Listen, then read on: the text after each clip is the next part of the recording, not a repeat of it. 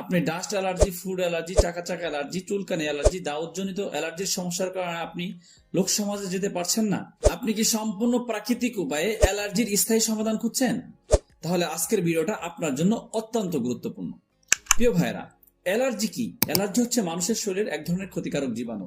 এই অ্যালার্জি যদি আমাদের শরীরে হয় তখন আমাদের বিভিন্ন রোগ তৈরি হয়। অ্যালার্জিটা মূলত তৈরি হয় রক্ত থেকে।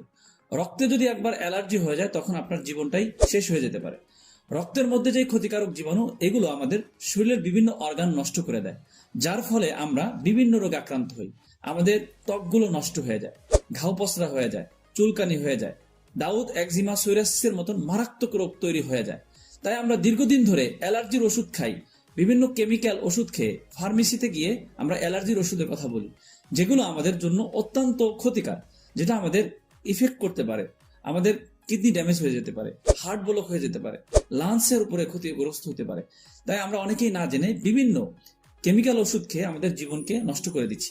তাই আপনি আল খেদমা ন্যাচারাল কেয়ার আপনাদের কথা চিন্তা করে বিভিন্ন প্রাকৃতিক উপায়ে ন্যাচারাল একটি প্রোডাক্ট, অ্যালার্জি বিনাশ, যেটা সেবন করার ফলে আপনার যে কোনো ধরনের allergy, cold allergy, dust allergy, food allergy, চাকা চাকা অ্যালার্জি, যে কোনো ধরনের অ্যালার্জি, যারা অ্যালার্জির কারণে রাতে ঘুমাইতে পারেন না, প্রাকৃতিক উপায়ে চাচ্ছেন আমি সম্পূর্ণ পার্শ্ব প্রতিক্রিয়া মুক্তভাবে আমরা অ্যালার্জির সমস্যা দূর করতে চাই।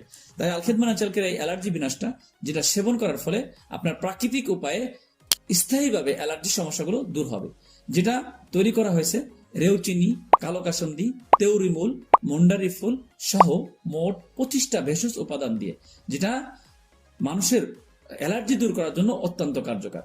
কোনো ধরনের পার্শ্ব প্রতিক্রিয়া নাই। তাই যারা দীর্ঘদিন ধরে অ্যালার্জি ভুগছেন তারা সরাসরি আমাদের স্ক্রিনে দেওয়া নাম্বারে যোগাযোগ করতে পারেন।